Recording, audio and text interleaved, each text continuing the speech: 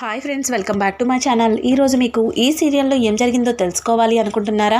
అయితే వెంటనే మనం సీరియల్లోకి వెళ్ళిపోదాం. ఇక కావ్య అయితే మాయని హాస్పిటల్కి తీసుకెళ్తుంది.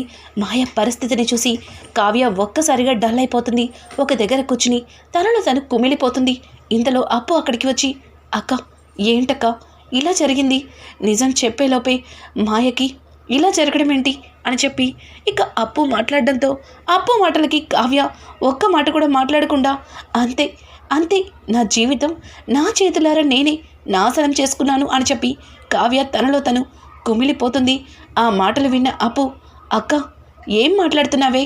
నీ చేతులతో నువ్వు నీ జీవితాన్ని నాశనం చేసుకోవడం ఏంటి? అసలు బుద్ధుందా నీకు? ఈరోజు కాకపోతే రేపన్నా వచ్చి మాయ నిజం చెప్తుంది. ఎందుకు ఎందుకు అంత బాధపడుతున్నావు అని అంటుంటే, ఎందుకు ఎందుకు బాధపడకూడదు? అసలు ఏం జరిగిందో నీకు తెలుసా? ఇంట్లో మా అత్తగారు ఆ మాయకి అలాగే ఆయనకి ఇంకొక పెళ్లి జరిపించడం కోసం నాతోనే ఒప్పంద పత్రాల మీద సంతకాలు తీసుకుంది. ఇప్పుడు నేను వెళ్ళి ఆ పెళ్ళి ఆపమన్నా సరే ఆవిడ ఆపే పరిస్థితిలో లేదు. పైగా పంతులు గారిని పిలిపించి 2 రోజుల్లో పెళ్లి ముహూర్తం పెట్టించింది. ఇప్పుడు కనుక మాయని తీసుకెళ్ళి నిజం చెప్పకపోతే రేపొద్దున్న ఇంట్లో ఆ మాయ పేరుతో ఉన్న చిత్ర ఆయన్ని పెళ్లి చేసేసుకుంటుంది, నా స్థానాన్ని తను లాగేసుకుంటుంది అని చెప్పి కావ్య అయితే చాలా బాధపడుతుంది. అక్క అదేం కాదు, ఖచ్చితంగా మాయకి మెలకు వస్తుంది. చూడు అదిగో డాక్టర్ వస్తున్నారు అని చెప్పి ఇక కావ్య అలాగే అప్పు ఇద్దరు కూడా డాక్టర్ దగ్గరికి వెళ్తారు. ఇక డాక్టర్ మాటలతో, డాక్టర్ తను ఎలా ఉంది అని అడగడంతో, తను ఇప్పటి వరకు బాగానే ఉంది, కానీ తను ఎప్పుడు సృహలోకి వస్తుందో తెలీదు. చాలా బ్లడ్ లాస్ అయింది. పైగా తన తలలో కూడా బ్లడ్ స్టక్ అయిపోయింది. అది నార్మల్ అయి మళ్ళీ తను మెలకువలోకి రావాలంటే కనీసం 3 రోజులు పట్టచ్చు అని చెప్పడంతో కావ్య, డాక్టర్ 3 రోజుల? అదేం డాక్టర్ అలా మాట్లాడుతున్నారు? తను ఎలా అయినా సరే ఈరోజు కళ్ళు తెరిచేలా చూడండి అని మాట్లాడుతుంటే కావ్య మాటలకి డాక్టర్, ఏంటండి అన్నీ తెలిసి చదువుకున్న వారిలా ఉన్నారు, మీకు ఆ మాత్రం తెలీదా? అసలు అలా ఉన్న వ్యక్తి బతుకుతుందో లేదో కూడా చెప్పలేము, కానీ మేము మా సాయశక్తులా కష్టపడి తనని బతికించాము. 3 రోజులు తిరిగింది, ఏమీ చెప్పలేము. ఇంకొక మాట, తను కోమలకు వెళ్ళే అవకాశం కూడా ఉంది అని చెప్పడంతో ఒక్కసారిగా కావ్య అక్కడ ఉన్న ఒక కుర్చీలో కుప్పకూలిపోయినట్టుగా కూర్చుంటుంది. ఇంకా అప్పు, అక్క ఏమైంది? ఎందుకు అలా ఉన్నావు?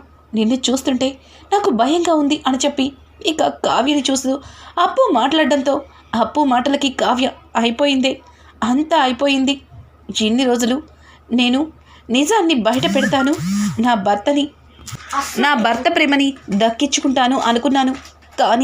కానీ నా చేతులారా నేనే నా భర్తని దూరం చేసుకుంటానని, అలాగే నా కుటుంబానికి ఈ విధంగా దూరం అవుతానని అస్సలు ఊహించలేదు అని చెప్పి కావ్య బాధపడుతూ ఇక మాయని బయట తలుపులో నుంచి చూస్తుంది.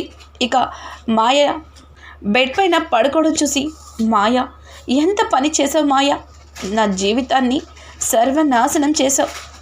నువ్వలా ఉలుక్కు పలుకు లేకుండా పడుకుని ఉంటే నా భర్త నా చేతులారా చేయి జారిపోతున్నాడు మాయా అని చెప్పి ఇక కావ్య తనలో తను బాధపడుతుంటే ఇక నర్స్ వచ్చి, మేడం పేషెంట్ని లోపలికి వెళ్ళి చూడొచ్చు, కానీ పేషెంట్ని డిస్టర్బ్ చేయకూడదు, ఒక్కరు మాత్రమే వెళ్ళాలి అని చెప్పడంతో ఇక కావ్య అయితే లోపలికి వెళ్తుంది.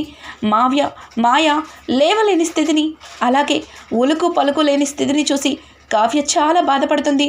మాయ చేతిని పట్టుకుని, చూడు మాయా, నువ్వు ఎవరో నాకు తెలీదు, నీకు నాకు ఉన్న బంధం ఏంటో కూడా నాకు తెలీదు, కానీ నీ కడుపులో పుట్టిన బిడ్డ నా భర్త తన కొడుకుగా నా ఇంటికి తీసుకొచ్చి పెంచుతున్నాడు. ఆ బిడ్డకి తల్లిగా ఆయాగా అన్ని లాలన పాలన చూశాను. ఈరోజు నా కాపురాన్ని నిలబెట్టుకోవడం కోసం నీ దగ్గరికి వస్తే నువ్వు ఇట్లాంటి పరిస్థితుల్లో ఉంటావని అస్సలు ఊహించలేకపోయాను. నువ్వు త్వరగా మళ్ళీ మామూలు అవ్వాలి అని చెప్పి ఇక కావ్య మాయ చెయ్యి పట్టుకుని కన్నీరు పెట్టుకుంటుంది. తన కన్నీరు మాయ చేతి మీద పడుతుంది. ఇంతలో కావ్యకి రాజైతే ఫోన్ చేస్తాడు. ఇక ఫోన్ రావడంతో కావ్య ఫోన్ తీసుకుని బయటికి వెళ్ళిపోతుంది. ఏమైందక్క, ఏమైంది, ఎవరు ఫోన్ చేశారు అని అడగడంతో ఇక కావ్య ఫోన్ తీసి రాజ్ చేసినట్టుగా ఇక అప్పుకి చూపిస్తుంది. అప్పు మాట్లాడక మళ్ళీ బావకి డౌట్ వచ్చుంటుంది. ఖచ్చితంగా బావ ఏమన్నా మనల్ని ఫాలో చేశాడేమో అని చెప్పి ఇక అప్పు చెప్పడంతో కావ్య ఫోన్ లిఫ్ట్ చేసి రాజ్తో మాట్లాడుతుంది. ఏయ్ మెంటల్, ఎక్కడికి వెళ్ళావు? మళ్ళీ పిన్నిస్ పోయిందని అక్కడ వెతకడానికి వెళ్ళావా, లేకపోతే మీ చెల్లికి కూరగాయలు కొనడానికి వెళ్ళావా, ఇంకా అక్కడే ఉన్నావా అని చెప్పి రాజ్ ఇక కావ్యని అడుగుతుంటాడు. వస్తున్నాను, ఇక్కడే దగ్గరలో ఉన్నాను అని చెప్పి కావ్య ఇక ఫోన్ కట్ చేస్తుంది. అప్పు బాబు ఫోన్ చేశారు అని అంటూ ఉంటే ఇక అప్పు కావ్య చేతులు పట్టుకుని, చూడక్క, ఇక్కడ మాయని నేను చూసుకుంటాను, తనకి ఏ మాత్రం మెలకు వచ్చినా ఇమీడియట్లీ నేను నీకు కాల్ చేస్తాను, నువ్వు ఇంటికి వెళ్ళు, మళ్ళీ ఇంట్లో అందరికీ నీ మీద అనుమానం వస్తుంది అని చెప్పి ఇక అప్పు కావ్యనైతే పంపిస్తుంది. కావ్య చాలా బాధగా ఇంటికి వచ్చి ఇంట్లో అందరూ హాల్లో ఉన్నా సరే ఎవరిని పట్టించుకోకుండా వాళ్ళ మధ్యలో నుంచి పైకి వెళ్తుంటే ఇంతలో ఇందిరాదేవి కావ్య అని పిలవడంతో కావ్య ఉలుకు పలుకు లేకుండా మెట్లెక్కుతూ కనిపిస్తుంది. కావ్య, నిన్నే పిలుస్తుంటే పలకవే అని చెప్పి చెయ్యి పట్టుకోవడంతో ఒక్కసారిగా కావ్య అమ్మమ్మ గారిని చూసి చాలా ఎమోషనల్ అయ్యి హక్ చేసుకుంటుంది. ఇక కావ్య అలా హక్ చేసుకోవడం చూసి అమ్మమ్మ గారు, కావ్య ఏమైందమ్మా, అంత బాగానే ఉంది కదా, ఇప్పుడెందుకు బాధపడుతున్నావు? నువ్వు నీ చేతులారా నువ్వు చేసుకున్నదే కదా, ఒక్క క్షణం ఆలోచించి ఉండాల్సింది. మీ తాతయ్య గారికో నాకో చెప్పు ఉండాల్సింది. కానీ నీ భర్తకి మరో పెళ్లి కోసం నువ్వే అంగీకార పత్రాల మీద సంతకాలు పెట్టి ఇప్పుడు బాధపడి ఏం ప్రయోజనం చెప్పు అని చెప్పి ఇక ఇందిరాదేవి అయితే కావ్యతో చెబుతుంది. కావ్య ఇక వెంటనే ఇందిరాదేవిని దూరం పెట్టి అక్కడి నుంచి తన గదిలోకైతే వెళ్ళిపోతుంది. కావ్య అలా వెళ్ళిపోవడం గమనించిన రాజ్, ఏమైంది కళావతికి, ఇందాకటి వరకు బాగానే ఉంది కదా, ఇప్పుడెందుకు ఒక్కసారిగా అంత డల్ అయిపోయింది అని చెప్పి రాజ్ కావ్య దగ్గరికైతే వెళ్తాడు. కళావతి, ఏమైంది, ఎందుకు అలా ఉన్నావు అని అడగడంతో ఇక కావ్య, ఏమైందండి, ఏమీ కాలేదు, నాకే కొంచెం ఒంట్లో నీరసంగా ఉంది అంతే అని చెప్పి ఇక కావ్య వెళ్ళి బెడ్ పైన పడుకొని నిద్రపోయినట్టుగా యాక్ట్ చేస్తుంది. ఇంకా ఉదయాన్నే అపర్ణ అయితే సుభాష్ని పిలిచి, ఏంటండి ఇంకా అలాగే ఉన్నారు, రేపు తెల్లవారుజామని రాజ్కి మాయకి పెళ్ళి, మర్చిపోయారా, చేయాల్సిన ఏర్పాట్లని చెయ్యాలి కదా అని అంటుంటే సుభాష్ కోపంగా అపర్ణ వైపు చూస్తూ, అపర్ణ, నువ్వు చేస్తుంది చాలా పెద్ద తప్పు, భార్య ఉండగా ఇంకొక పెళ్లి జరిపిస్తున్నావు కొడుకుకి, ఇది ఏమాత్రం కూడా నాకు నచ్చలేదు అని చెప్పి సుభాష్ అరవడంతో సుభాష్ మాటలకి అపర్ణ, నేను తప్పు చేయట్లేదండి, ఒక ఆడపిల్లకి న్యాయం చేస్తున్నాను, తను నన్ను చూస్తున్నప్పుడల్లా నా జీవితం నాశనమైందే, నా బిడ్డకి అన్యాయం జరిగిందే, నాకు న్యాయం చేయండి అన్నట్టుగా అనిపిస్తుంది, తను నాకు ఇష్టం లేకపోయినా. ఇక కావ్య అయితే ఇంకా అపర్ణ అయితే సుభాష్తో అలా మాట్లాడుతుంటే సుభాష్ తట్టుకోలేక అపర్ణకి నిజం చెప్పేయాలి అన్నంత కోపాన్ని తెచ్చుకుంటాడు. ఇంతలో రాజ్, డాడీ మీరు లోపలికి వెళ్ళండి అని చెప్పి ఇక సుభాష్ని రాజ్ లోపలికి తీసుకెళ్తాడు. సుభాష్ అయితే రాజ్తో, ఏంటి నువ్వు కూడా మీ మమ్మీ చెప్పినట్టు ఆ అమ్మాయి మెడలో తాళి కట్టడానికి సిద్ధమైపోయావు, కావ్యకి అన్యాయం చేస్తావా చెప్పు, మరొక అమ్మాయి మెడలో తాళి కట్టడానికి సిద్ధమైపోయావు అంటే కావ్యకి అన్యాయం చేస్తావా చెప్పు అని చెప్పి సుభాష్ అడగడంతో, లేదు డాడీ, లేదు, నిజంగా అక్కడి దాకే వస్తే చావనన్నా చేస్తాను కానీ కావ్యకి ఎన్నటికీ కూడా అన్యాయం చేయను, నేను మరొక ఆడదాని మెల్లో ఎలా తాళి కడతాను, కళావతినే నా జీవితం అనుకున్నాను, కళావతినే నాకు అన్నీను, అంతదాకా వచ్చినప్పుడు ఆలోచిద్దాం, కళావతి ఈ పెళ్ళి జరగదు అని నాకు మాట ఇచ్చింది, కళావతి మీద నాకు నమ్మకం ఉంది అని చెప్పి రాజ్ చెప్పడంతో ఆ మాటలకి ఇంకా ఉదయాన్నే అపర్ణాదేవి అయితే రాజ్ గదిలోకి వెళ్తుంది. రాజ్ నార్మల్గా ఉండేసరికి, ఏంట్రా ఇంకా అలాగే ఉన్నావు, ఇంకాసేపట్లో నీకు మాయకి పెళ్ళి, త్వరగా పెళ్ళి కొడుకుగా సిద్ధం అవ్వు అని అంటుంటే, మమ్మీ నాకు ఈ పెళ్ళి అని అంటుంటే, నాకు అంతా తెలుసు. ముందు పెళ్లి కొడుకుగా రెడీ అవ్వు. కావ్య, వీటిని పెళ్లి కొడుకుగా రెడీ చేసి నువ్వే కిందకి తీసుకురా అని చెప్పి అక్కడి నుంచి అపర్ణ వెళ్ళిపోతుంది. ఇక కావ్య చాలా బాధగా రాజ్ని కూర్చోపెట్టి పెళ్లి కొడుకుగా రెడీ చేస్తుంది. రాజ్కి ఏమీ అర్థం కాదు. కలవతి, ఏం చేస్తున్నావో నీకేమన్నా అర్థమవుతుందా? నువ్వు నన్ను పెళ్లి కొడుకుని చెయ్యడమేంటి అని అంటుంటే, అత్తయ్యగారు చెప్పింది వినలేదా? మిమ్మల్ని పెళ్లి కొడుకుగా తయారు చేసి తీసుకురమ్మని అత్తయ్యగారు చెప్పారు అని చెప్పి ఇక కావ్య చెప్పడంతో కావ్య మాటలకి రాజ్ కూడా ఉలుకు పలుకు లేకుండా మౌనంగా ఉండిపోతాడు. ఇక ఇక్కడ చూస్తే మాయ అయితే ఒక రకంగా కాదు, అసలు ఎంత హ్యాపీగా ఉంటుందో. ఇంకా రుద్రాణి అయితే మాయని చూసి, ఏంటి మొహంలో పెళ్లి కళ అప్పుడే వచ్చేసినట్టుంది అని అనడంతో, ఆంటీ, ఎన్ని రోజుల నుంచి ఎదురు చూస్తున్నా నా కళ ఇప్పటికీ నెరవేరుతుంది. నేనేంటి ఈ దుగ్గిరాల వారింటి కోడలవ్వడమేంటి, రాజ్కి భార్య కావడమేంటి, ఇదంతా కళ నిజమో ఇప్పటికీ నాకు అర్థం కావట్లేదు. ఆంటీ, ఒక్కసారి నన్ను గిల్లండి. ఇక రుద్రాణి అయితే మాయ చేతిని గట్టిగా గిల్లుతుంది. ఇంతలో రాహుల్ వచ్చి, ఏంటి ఎన్నడూ లేంది మమ్మీ చిత్ర చాలా సరదాగా ఉన్నారు అని అంటుంటే, ఇక రుద్రాణి అయితే, రే ఈడియట్, చిత్ర ఏంట్రా చిత్ర, తను మాయ. నువ్వు అందరి ముందు ఇలాగే నోరు జారితే తర్వాత ఇంట్లో వాళ్ళు ఒక్కొక్క రకంగా ప్రశ్నలు వేస్తారు. వాటన్నింటికి నేను జవాబు చెప్పలేను, అర్థమవుతుందిగా. ఇంకా ఇది ఇలా ఉండగా అపర్ణ అయితే మాయ గదిలోకి వస్తుంది. ఏంటి ఇంకా అలాగే ఉన్నావా? పెళ్లి కూతురుగా ఇంకా రెడీ అవ్వలేదా అని అంటుంటే, రుద్రాణి, వదిన ఎంతలో పని, చిటికలో తనని పెళ్లి కూతురుగా రెడీ చేసి నేను తీసుకొస్తాను, నువ్వు వెళ్ళు అని చెప్పి రుద్రాణి ఇక అపర్ణతో అంటుంది. ఇంతలో స్వప్న ఇదంతా చూసి, ఏంటి మాయని రాజ్కిచ్చి పెళ్లి జరిపించడం కోసం నువ్వు తెగ ఆశపడుతున్నట్టున్నావు, ఎప్పుడెప్పుడు ఆ టైం వస్తుందని తెగ ఎదురు చూస్తున్నట్టున్నావు. ఇక స్వప్న అయితే రుద్రాణితో అలా అనడం చూసి, రుద్రాణి, చూడు, నువ్వు అనుకున్నట్టు ఇక్కడ అదేం జరగటం లేదు. కేవలం మాయని పెళ్లి కుదురుగా చేస్తా అన్నా నువ్వు ఏదేదో ఊహించుకొని లేనిపోని అనుమానాన్ని క్రియేట్ చేయి, మాకు వెళ్ళిక్కడి నుంచి అని చెప్పి స్వప్నని పంపించేస్తుంది. ఇక ఇంట్లో వాతావరణం చూసి స్వప్న కావ్య దగ్గరికి వెళ్ళేసరికి కావ్య స్వయంగా రాజ్ని పెళ్లి కొడుకు చేయడం చూసి ఒక్కసారిగా షాక్ అవుతుంది. ఇక స్వప్న కావ్య దగ్గరికి వచ్చి, ఒసై ఏం చేస్తున్నావే? నీ మగుడిని నువ్వే పెళ్లి కొడుకుని చేసి పెళ్ళికి సిద్ధం చేస్తున్నావు. అసలు నీకు ఏం చేస్తున్నావో అర్థమవుతుందా?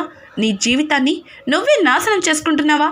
ఒసై కావ్య, ఏమన్నా అర్థమవుతుందా అని చెప్పి ఇక స్వప్న అయితే కావ్యని అడుగుతుంది. కావ్య, అక్క, ఒక్క మాట మాట్లాడినా నా మీద ఒట్టే, వెళ్ళి ఇక్కడి నుంచి అని చెప్పి స్వప్నని పంపించేస్తుంది. ఇక స్వప్న తట్టుకోలేక ఏం చేయాలో అర్థం కాక ఈ పెళ్ళి ఎలా ఆపాలో తెలియక ఆలోచిస్తూ కనకం గుర్తొస్తుంది. అమ్మ అయితేనే దీనికి కరెక్ట్. అమ్మొచ్చి ఖచ్చితంగా ఈ పెళ్ళిని ఆపుతుంది. దీనికి తెలియటం లేదు, దాని జీవితాన్ని అదే నాశనం చేసుకుంటుంది పిచ్చిది. ఇప్పుడే అమ్మకి ఫోన్ చేస్తాను అని చెప్పి ఇక స్వప్న అయితే కనకానికి ఫోన్ చేస్తుంది. కనకం ఫోన్ లిఫ్ట్ చేయడంతోనే, అమ్మ, నువ్విప్పుడు ఇక్కడికి రాకపోతే ఇక్కడ చాలా పెద్ద అనర్థం జరిగేలా ఉంది అని అనడంతో, కనకం, మళ్ళీ ఎవరి కొంపలు ముంచావే? మళ్ళీ ఎవరితో గొడవ పడ్డావే? ఏం చేశావే?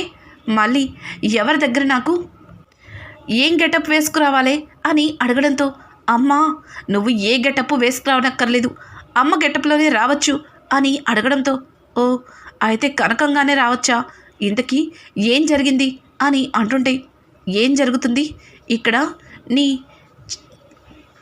ముద్దుల కూతురు రాజ్కి తనే దగ్గరుండి ఇంకొక పెళ్ళిని జరిపిస్తుంది అని చెప్పడంతో, ఒసే స్వప్న, నువ్వేం మాట్లాడుతున్నావు? అసలు అక్కడ ఏం జరుగుతుంది అని అడగడంతో ఇక్కడ జరిగిందంతా కూడా స్వప్న కనకానికి చెప్తుంది. ఇక కనకం ఒక్కసారిగా అదంతా విని ఉగ్ర రూపం దాల్చి ఇక ఇంటికైతే వస్తుంది.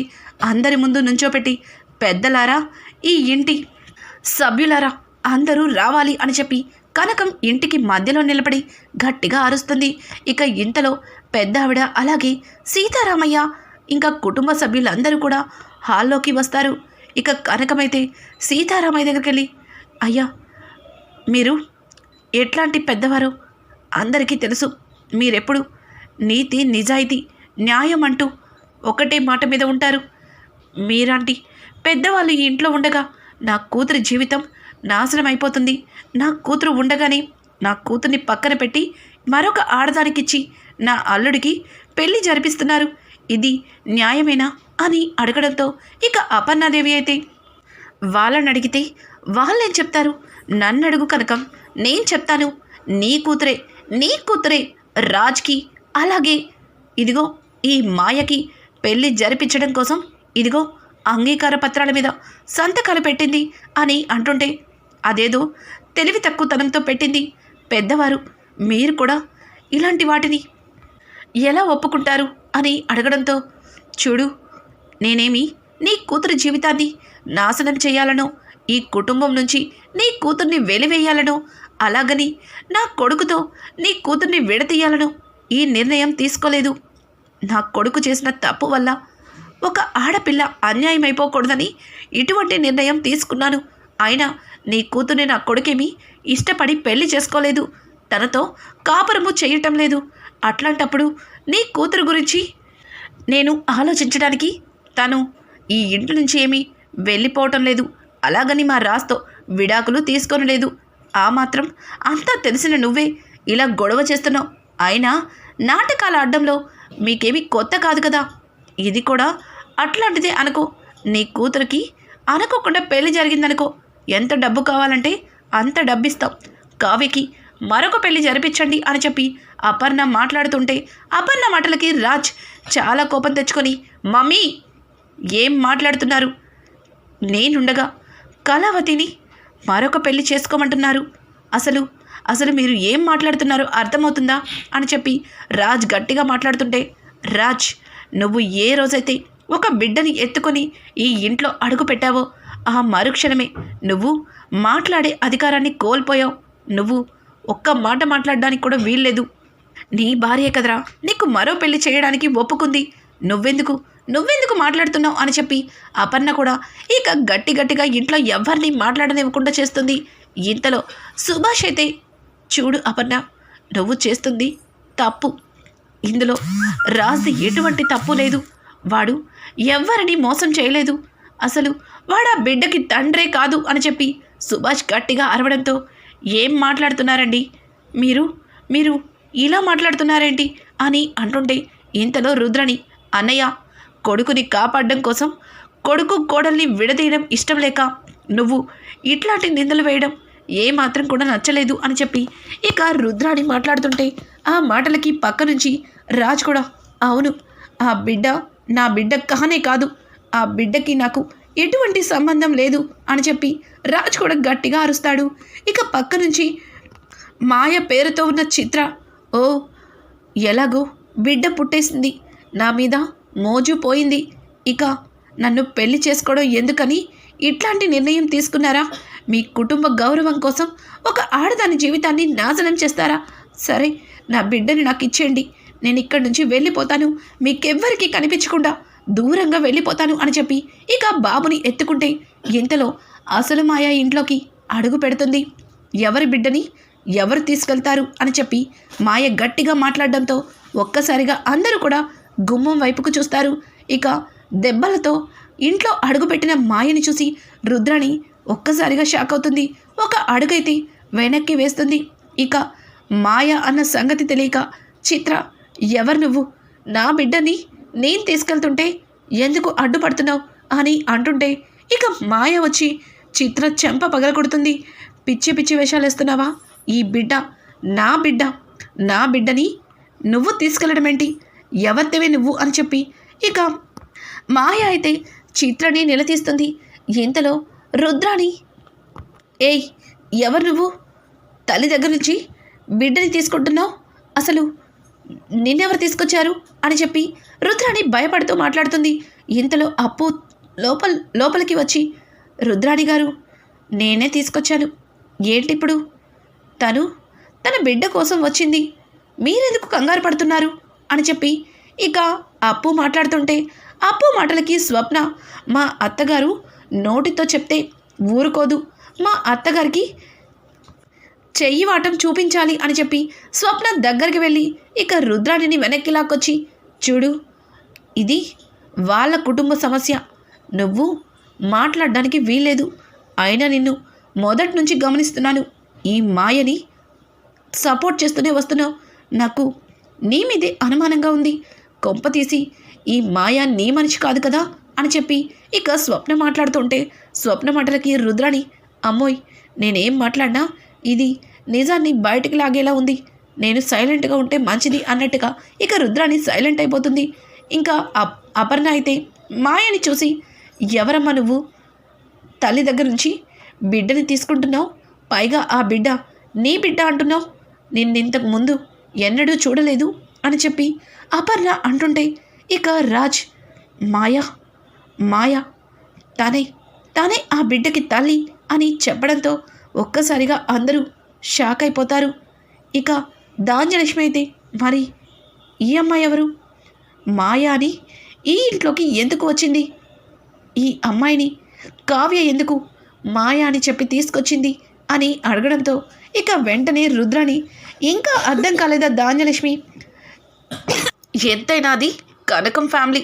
కనకం ఎలా కూతుర్ని ముసుగు వేసి రాజుకి పెళ్లి జరిపించింది, అలాగే కడుపుని చెప్పి ఈ స్వప్నని నా నెత్తికి తగిలించింది. ఇప్పుడు అలాగే మాయా అని అబద్ధం చెప్పి ఒక కొత్త నాటకాన్ని లేపుతున్నారు ఈ అమ్మ కూతుర్లు.